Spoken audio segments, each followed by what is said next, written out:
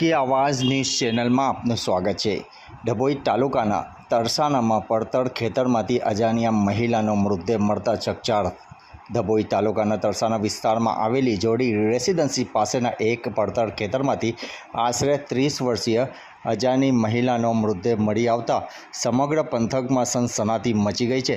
સ્થાનિક લોકોએ મૃતદેહ જોતા તાત્કાલિક ડભોઈ પોલીસને જાણ કરી હતી, જેના પગલે પોલીસ કાફલો ઘટના સ્થળે દોડી આવ્યો હતો।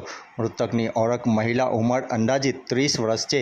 હજુ સુધી તેની કોઈ ચોક્કસ ઓળખ મળી શકી નથી। પરવેશ મહિલાએ શરીરે જાંબલી કલરનું ટોપ, સફેદ કલરની લેગિન્સ અને વાદળી રંગની ઓઢણી પહેરેલી છે।